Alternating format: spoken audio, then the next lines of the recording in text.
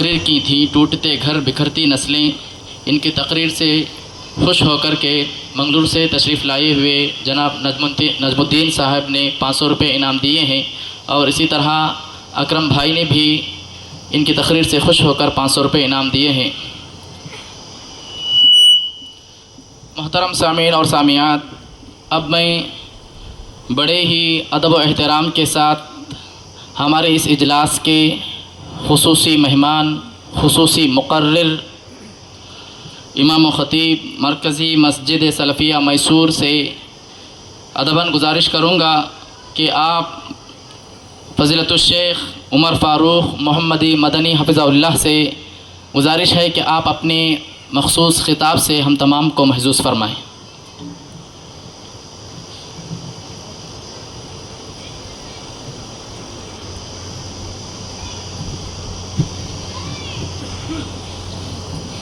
السلام علیکم ورحمۃ اللہ وبرکاتہ۔ الحمد للہ رب العالمین، وصلی اللہ وسلم وبارک علی عبدہ ورسولہ محمد وعلی آلہ وصحبہ اجمعین وعلی من تبعہم بإحسان الی یوم الدین، اما بعد۔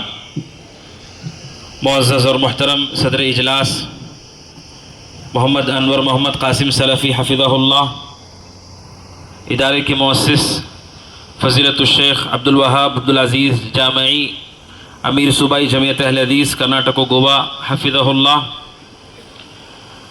یہ میرے لیے بڑی خوشی اور اعزاز کی بات ہے کہ مجھے پہلی مرتبہ کلیہ فاطمۃ الزہرا الاسلامیہ ہرپنہلّی کے سالانہ اجلاس میں شرکت کا موقع ملا۔ میں اللہ عز و جل کا شکر ادا کرتا ہوں کہ اللہ عز و جل نے مجھے اتنی بہترین جگہ پر شرکت کا موقع دیا، جہاں پر شریک ہو کر بہت کچھ میں نے سنا، بہت کچھ میں نے سیکھا۔ اللہ عز و جل سے میں دعا کرتا ہوں کہ اللہ عز و جل اس ادارے کو خوب ترقی عطا فرمائے، اور ادارے کے جو بانی و سرپرست ہیں فضیلت الشیخ عبدالوہاب عبدالعزیز جامعی حفظہ اللہ، جو ہمارے سرپرست، ہمارے بڑے، ہمارے بزرگ، جن سے ہم علم بھی، اخلاق بھی، ادب بھی، مختلف امور سیکھتے ہیں، اللہ عز و جل سے دعا کرتا ہوں کہ اللہ عز و جل آپ کی عمر کو دراز فرمائے ایمان اور عافیت کے ساتھ، اور اللہ عز و جل آپ کی خدمات جلیلہ کو قبول فرمائے۔ معزز حاضرین، میں مختصر وقت میں آپ کے سامنے نبی اکرم صلی اللہ علیہ وسلم کے احادیث اور آپ کی سیرت کی روشنی میں خواتین کی تربیت کے حوالے سے 2-3 باتیں آپ کے سامنے رکھنا چاہتا ہوں۔ محترم بھائیوں، پردہ نشین خواتین اسلام، یہ اللہ عز و جل کا دین یہ کامل اور مکمل دین ہے۔ اس دین میں اللہ عز و جل نے ہر ایک کے حقوق کو واضح کیا ہے، اور ہر ایک کی ذمہ داریوں کو اللہ عز و جل نے واضح کیا ہے۔ شریعت اسلامیہ کی یہ خوبی ہے، شریعت یہ کہتی ہے کہ آپ کو اپنے حقوق بھی جاننے ہیں، اپنی ذمہ داریاں بھی آپ کو جاننی ہیں۔ ہم سب کا یہ مسئلہ ہے کہ ہم سب اپنے حقوق جاننا چاہتے ہیں کہ میرا کیا حق ہے، مجھے کیا ملنا چاہیے۔ وہیں پر شریعت یہ کہتی ہے حقوق بھی جانو، ساتھ ہی ساتھ اپنی ذمہ داری بھی جانو کہ اللہ عز و جل نے آپ پر کیا ذمہ داری عائد کی ہے۔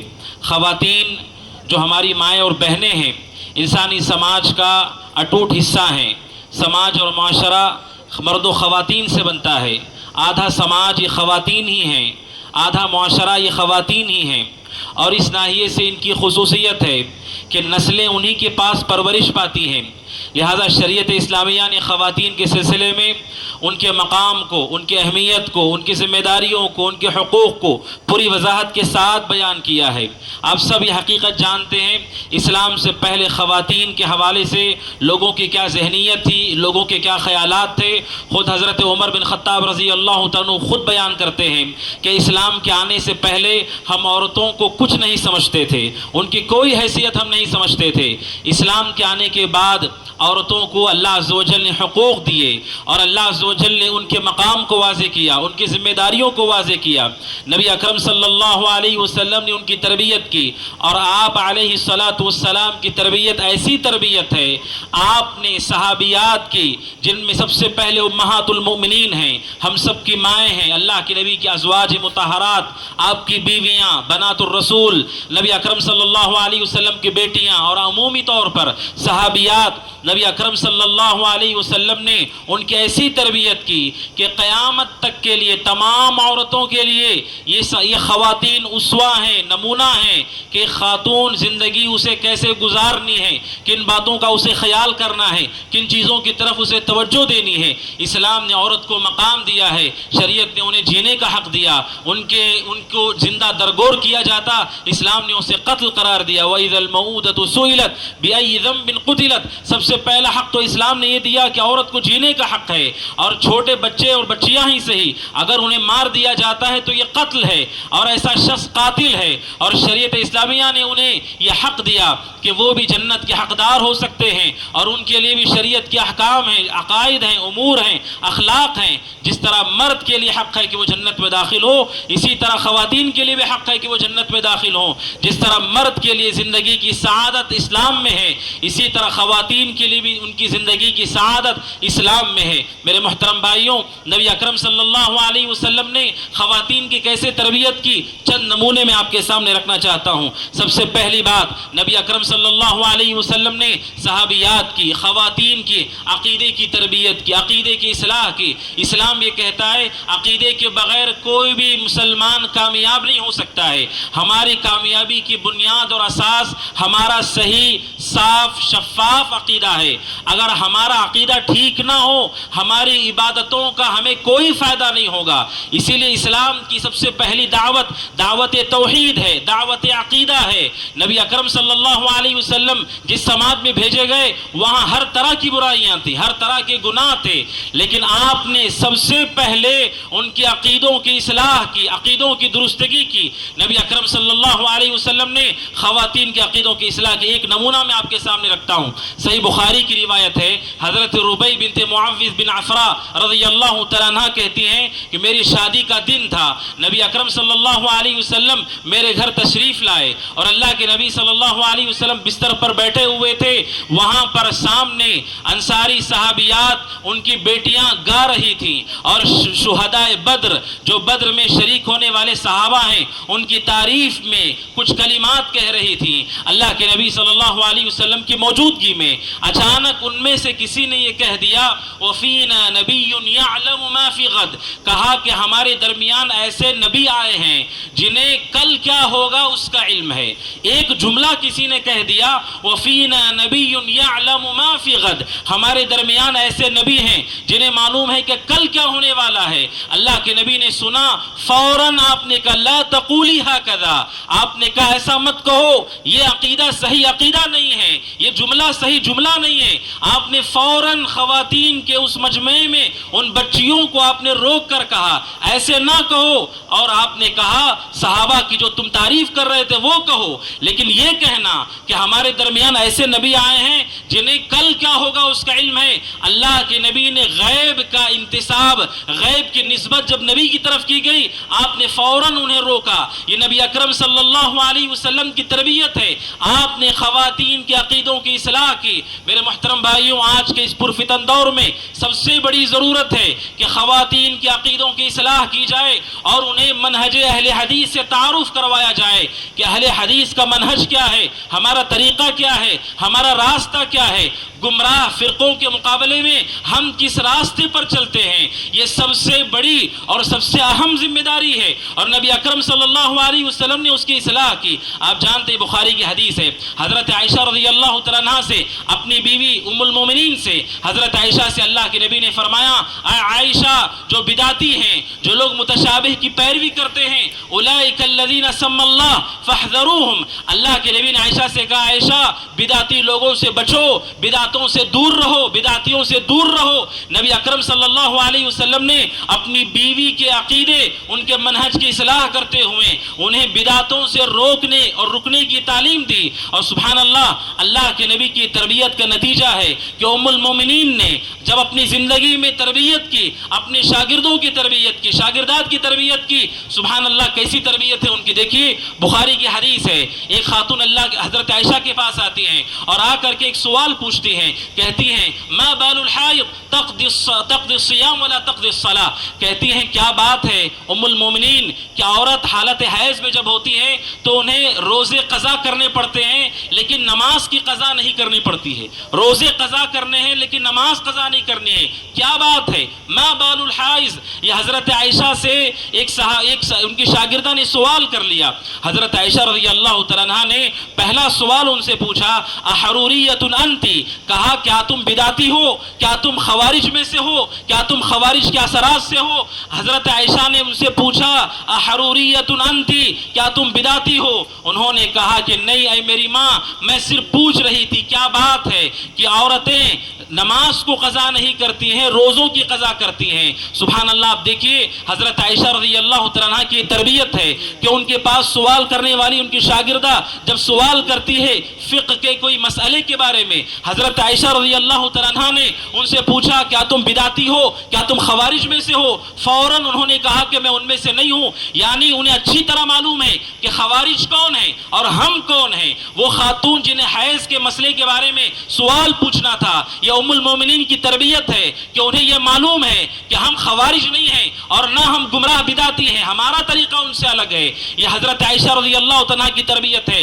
میرے محترم بھائیوں، پردہ نشین خواتین اسلام، سب سے زیادہ ضرورت ہے منہج اہل حدیث کا تعارف کروانے کی، اور ایک بہت بڑی مشکل کیا ہے، ہم میں سے بعض احباب جب بچیوں کی شادی کی بات آتی ہے کچھ سال انتظار کرنے کے بعد مایوس ہو کر کے ان کا نکاح ایسی جگہوں پر کراتے ہیں جو گھرانہ بدعتی ہوتا ہے، خرافات میں ہوتے ہیں، ایسی جگہوں پر ان کا نکاح کرا دیتے ہیں۔ اگر آپ ایسی جگہوں پر ان کو ایسی جگہوں کے حوالے انہیں کر رہے ہیں اور آپ نے ان کے عقیدے، ان کے منہج کی اصلاح نہیں کی تو آپ انہیں خطرے میں داخل کر رہے ہیں۔ نہ جانے کب ان کا ایمان، کب ان کا عقیدہ اور کب ان کا منہج ڈگمگا جائے گا اور وہ راہ راست سے بھٹک جائیں گے۔ میرے محترم بھائیوں، سب سے بڑی ضرورت خواتین کے عقیدے اور منہج کی اصلاح کی ضرورت ہے جو اللہ کے نبی نے کی، اور نبی اکرم صلی اللہ علیہ وسلم کی تربیت ہے کہ جو فتنے ہیں، اللہ کے نبی صلی اللہ علیہ وسلم سب سے پہلے امہات المومنین کو ان سے آگاہ کرتے تھے۔ جو بھی فتنے ہیں دنیا میں، اللہ کے نبی سب سے پہلے انہیں آگاہ کرتے تھے۔ صحیح مسلم کی روایت ہے، حضرت ام سلمہ رضی اللہ تعالیٰ کہتی ہیں نبی اکرم صلی اللہ علیہ وسلم رات میں سو رہے تھے، اچانک اللہ کے نبی گھبرا کر کے اٹھے اور آپ نے کہا سبحان اللہ ماذا انزل اللیل من الفتن ماذا انزل اللیل من الخزائن۔ آپ اٹھے اور آپ نے تعجب سے کہا سبحان اللہ، کتنے فتنے ہیں جو اترنے والے ہیں، کتنے فتنے آنے والے ہیں اس امت پر، اور آپ نے کہا یہ بھی کہ اس امت میں خزانے بھی آنے والے ہیں، مال بھی آنے والا ہے، فتنے بھی آنے والے ہیں، کتنے آنے والے ہیں؟ سبحان اللہ۔ اللہ کے نبی تعجب کے وقت سبحان اللہ کہتے تھے، اور آپ نے سب سے پہلے کہا ایقظوا صواحبات الحجر، آپ نے کہا میری بیویوں کو جگاؤ جو اللہ نے مجھے خواب میں فتنوں کے بارے میں بتایا ہے، سب سے پہلے میں اپنی بیویوں کو آگاہ کرنا چاہتا ہوں۔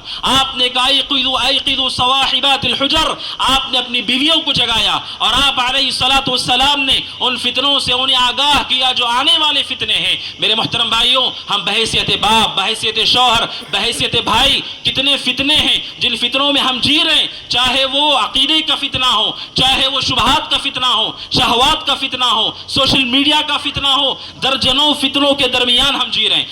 اگر ہم نے خواتین کو فتنوں سے آگاہ نہیں کیا، ہم نے اپنی ذمہ داری کو پورا نہیں کیا۔ میرے محترم بھائیوں، فتنوں سے انہیں آگاہ کرو، نبی اکرم صلی اللہ علیہ وسلم کی تربیت ہے، اور اللہ کے نبی صلی اللہ علیہ وسلم کی تربیت جو ہم سب کو اختیار کرنا چاہیے وہ یہ کہ نبی اکرم صلی اللہ علیہ وسلم نے خواتین کے لیے تعلیم کا منظم انتظام کیا تھا۔ نبی اکرم صلی اللہ علیہ وسلم کی سنت ہے، آپ نے خواتین کے لیے مستقل علم کا راستہ کھلا رکھا تھا۔ آپ جانتے ہیں میرے محترم بھائیوں، آپ نے سنا، بہت شاندار تقریریں آپ نے سنی، گھر ٹوٹ رہے ہیں، سماج بکھر رہا ہے، خاندانوں کے درمیان عداوتیں اور دشمنیاں ہیں، اور آپ دیکھیں اس کی وجہ کیا ہے، اس کا سبب کیا ہے، مختلف اسباب آپ نے سنے۔ بنیادی سبب یہ ہے ہم اللہ کے دین کو نہیں جانتے ہیں، نہ ہم اپنی ذمہ داریاں جانتے ہیں، نہ سامنے والا اپنی ذمہ داری جانتا ہے۔ اب سوچئے جب راستے کا ہی پتہ نہیں ہے تو راستے پر چلے گا کون؟ اگر آپ کو راستہ ہی نہیں معلوم ہے کیسے آپ راستہ طے کریں گے؟ ضرورت ہے ان کے لیے علم کا راستہ کھولا جائے، خواتین کو معلوم ہو صحیح کیا ہے، غلط کیا ہے، شوہر کے حق کیا ہے، اولاد کا حق کیا ہے، ماں باپ کے حق کیا ہے، ان حقوق کی واقفیت ان کے پاس ہو، علم ان کے پاس ہو، یہ اللہ کے نبی صلی اللہ علیہ وسلم کی تربیت ہے. اگر آپ بحیثیت شوہر ان پہ خرچ کرتے ہیں, انہیں چھت دیتے ہیں, انہیں لباس دیتے ہیں, لیکن آپ انہیں دینی علم کا راستہ آسان کر کے نہیں دیتے, علم کا انتظام نہیں کرتے, آپ نے اپنی ذمہ داریوں کو پورا نہیں کیا. کیونکہ قرآن کہتا ہے یا ایھا الذین آمنوا قوا انفسکم واہلیکم نارا, اے وہ لوگوں جو ایمان لائے ہو, اپنے آپ کو اپنے گھر والوں کو جہنم کی آگ سے بچاؤ. جہنم کی آگ کا مالک اللہ ہے, ہم جہنم سے کسی کو نہیں بچا سکتے. کیا معنی ہے اس کا؟ حضرت علی رضی اللہ تعالیٰ عنہ نے کہا علموہم وادبوہم, جہنم سے ہم نہیں بچا سکتے, لیکن اس کا معنی یہ ہے اپنے گھر والوں کو دین کا علم دو, انہیں ادب سکھاؤ تاکہ وہ علم انہیں جہنم کے راستے سے روک سکے. اللہ کے نبی صلی اللہ علیہ وسلم کی سنت کیا ہے؟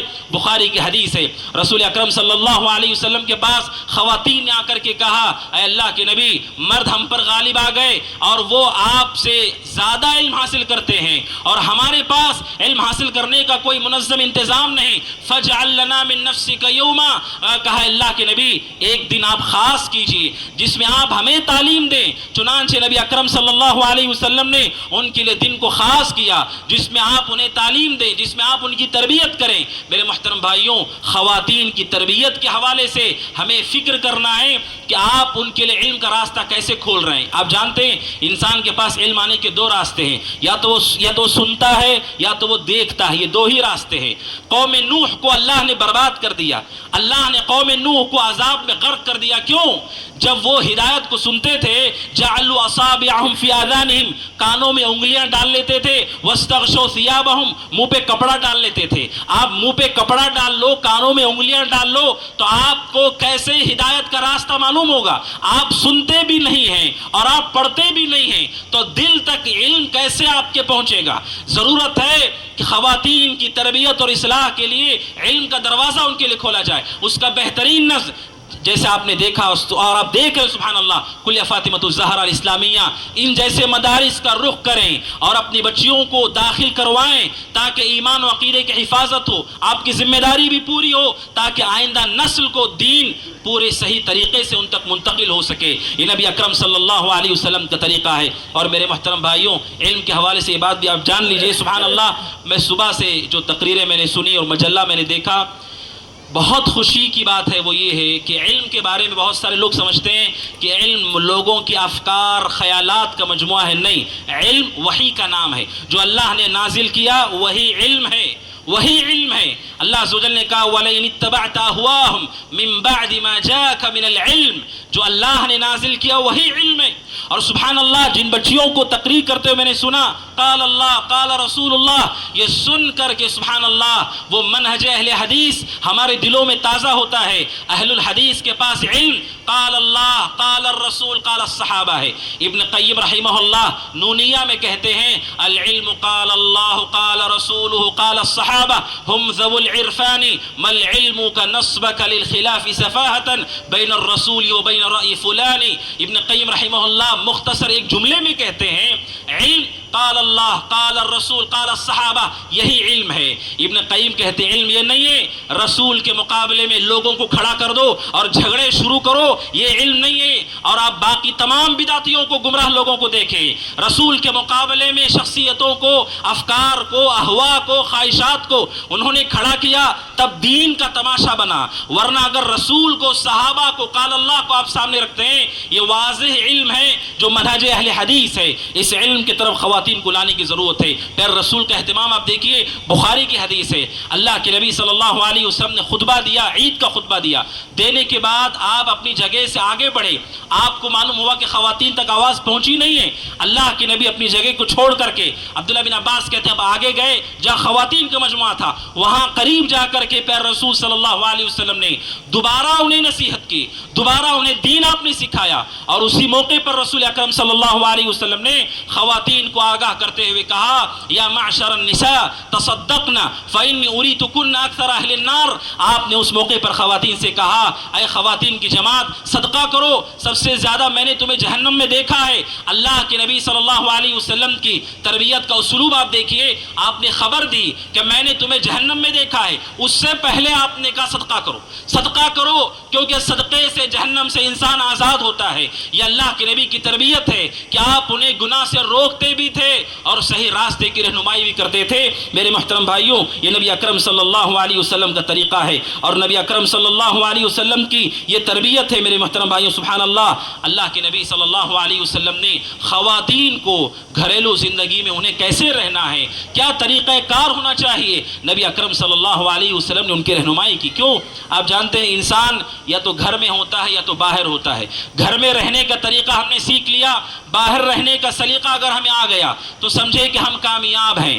کہتے ہیں اہل علم، انسان یا تو گھر میں ہے یا تو گھر کے باہر ہے۔ گھر کے باہر کی زندگی کا طریقہ کیا ہے، گھر میں رہنے کا سلیقہ کیا ہے، دونوں پہ رسول صلی اللہ علیہ وسلم نے صحابیات کو، خواتین کو سکھایا ہے، سمجھایا ہے، بتایا ہے۔ ایک حدیث ہے ابو داؤد کی، نبی اکرم صلی اللہ علیہ وسلم سے امہات المومنین میں سے ایک نے کہہ دیا اپنی سوکن کے بارے میں، حسبک من صفیہ کذا و کذا، کہہ دیا آپ صفیہ کو چھوڑیں، وہ تو ایسی اور ایسی ہیں، اور اشارہ کیا کہ حضرت صفیہ رضی اللہ تعالیٰ عنہا وہ گڈی تھی، پست قد تھی۔ نبی اکرم صلی اللہ علیہ وسلم کے سامنے ایک امہات المومنین میں سے کسی نے کہہ دیا حضرت صفیہ پست قد ہیں، گڈی ہیں۔ اللہ کے نبی صلی اللہ علیہ وسلم جب سنا، اللہ کے نبی نے اسے پسند نہیں کیا اور آپ نے کہا لقد قلت کلمہ لو مزجت بماء البحر لمزجته، آپ نے کہا تم نے ایسی بات کہی ہے، ایسی بری بات ہے یہ، اگر اس جملے، اس لفظ کو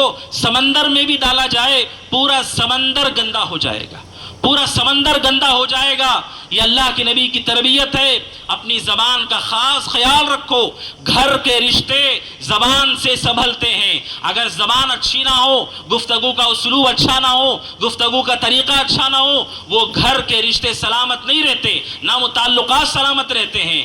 اختلاف، جھگڑے، لڑائیاں، یہ سب بات کی چیزیں ہیں، شروعات زبان سے ہے۔ نبی اکرم صلی اللہ علیہ وسلم ان سے کہا تم نے ایسی بات کہی کہ اگر سمندر میں ڈالا جائے پورا سمندر گندا ہو جائے گا۔ علماء کہتے ہیں سمندر اس زمین کی سب سے بڑی مخلوق ہے، اور آپ نے کہا اس سمندر میں بھی صرف یہ لفظ گڈا یا گڈی، یہ لفظ بھی ڈال دیا جائے پورا سمندر گندا ہو جائے گا۔ آپ دیکھیے ہمارے درمیان جو پریشانیاں ہیں اس کی بہت بڑی وجہ ہماری زبان کی درستگی کا نہ ہونا ہے۔ میرے محترم بھائیوں، یہ نبی اکرم صلی اللہ علیہ وسلم کی تربیت ہے، اور اللہ کے نبی صلی اللہ علیہ وسلم کی تربیت آپ نے ہر مقام پر، ہر موقع سے خواتین کی تربیت کی ہے، ان کی اصلاح کی ہے۔ آخری بات ہے وہ یہ ہے، نبی اکرم صلی اللہ علیہ وسلم کی تربیت ہی کا یہ نتیجہ ہے کہ سبحان اللہ صحابیات نے ایسی زندگی گزاری جو آنے والی نسلوں کے لیے مشعل راہ ہے، اور اپنی اولاد کی انہوں نے ایسی تربیت کی جو آنے والی نسلوں کے لیے مشعل راہ ہے۔ زندگی گزارنے کا طریقہ اور سلیقہ یہ ہے کہ ہمیں اللہ کا حق ادا کرنا ہے، اس کے بندوں کا حق ادا کرنا ہے، صحیح معنوں میں حق ادا کرنا ہے، اور یہی وہ خوبی ہے جو صحابہ اور صحابیات کے بارے میں قرآن نے کہا محمد الرسول اللہ والذین معه اشداء علی الکفار رحماء بینہم تراہم رکعا سجدا۔ اللہ عز و جل نے کہا کہ جو محمد کے ساتھ ہیں علیہ الصلوۃ والسلام، صحابہ صحابیات، ان کی خوبی کیا ہے؟ کہا کہ آپس میں وہ نرم دل ہیں، آپس میں وہ نرم دل ہیں، بندوں کے حقوق کو ادا کرنے والے ہیں، اور آپ انہیں دیکھیں کہ نماز پڑھتا ہوا، سجدہ کرتا ہوا، یعنی وہ اللہ کے حق کو ادا کرتے ہیں، بندوں کے حق کو ادا کرتے ہیں۔ یہ دو حقوق ہمارے ذمے ہوتے ہیں میرے محترم بھائیوں، اللہ کا حق ادا کرو، بندوں کا حق ادا کرو۔ یہ نبی اکرم صلی اللہ علیہ وسلم کی تربیت کا نتیجہ ہے، حتیٰ کہ انتقال، خاتون کے انتقال پر بھی نبی اکرم صلی اللہ علیہ وسلم نے ان کی تجہیز، ان کی تکفین اور درست طریقے سے دنیا سے انہیں الوداع کیا جائے، آپ نے اس کی بھی تربیت کی ہے۔ بخاری کی روایت ہے، حضرت ام عطیہ رضی اللہ تعالیٰ کہتی ہیں جب حضرت زینب کا انتقال ہو گیا جو اللہ کے نبی کی بیٹی ہیں، نبی اکرم صلی اللہ علیہ وسلم نے وہاں حاضر ہو کر غسل دینے والی حضرت ام عطیہ سے کہا اغسلنها ثلاثا او خمسا، کہا 3 بار انہیں غسل دو، 5 بار دو، جتنی ضرورت ہو غسل دو۔ آپ نے انہیں غسل کا طریقہ بھی بتایا، غسل کا سلیقہ بھی سکھایا۔ یہ نبی اکرم صلی اللہ علیہ وسلم کی تربیت ہے۔ عقیدے سے شروعات اور پھر اخلاق اور اعمال اور عبادتیں، حتیٰ کہ دنیا سے رخصت ہوتے ہوئے بھی کیسے خواتین کو رخصت کیا جائے، نبی اکرم صلی اللہ علیہ وسلم اس کی تربیت کی ہے۔ میرے محترم بھائیوں، ضرورت ہے نبی اکرم صلی اللہ علیہ وسلم کی ان احادیث کو سامنے رکھ کر ہم اپنی ذمہ داری کو پہچانیں۔ جو مرد ہیں ان کی ذمہ داری ہے کہ اپنے ماتحت لوگوں کی اصلاح کریں، جو خواتین ہیں انہیں چاہیے کہ امہات المومنین، صحابیات، بنات الرسول کو اپنے لیے اسوہ بنا کر اپنی زندگیوں کی اصلاح فلاح کریں. انہی کلمات پر اپنی گفتگو کو میں روکتے ہوئے اللہ عز و جل سے دعا کرتا ہوں کہ اللہ عز و جل سب سے پہلے مجھے کہنے والے کو ہم تمام کو اپنی ذمہ داریوں کو پورا کرنے کی توفیق عطا فرمائے. اللہ عز و جل جو طالبات فارغ ہو رہی اللہ عز و جل انہیں امت کے نفع بخش بنائے. جہاں پر بھی وہ ہوں اللہ عز و جل ان کے ذریعے سے کتاب و سنت کی خدمت ان سے لے. اللہ عز و جل ہم تمام کو دنیا میں رکھے, ایمان پر رکھے, عمل صالح پر رکھے, اپنے پاس بلائے, اس حال میں بلائے کہ اللہ تعالیٰ ہم سے راضی ہو, ہم اللہ سبحانہ و تعالیٰ سے راضی ہوں. هذا وصلی اللہ وسلم علی محمد وعلی آلہ وصحبہ اجمعین. السلام علیکم ورحمۃ اللہ وبرکاتہ.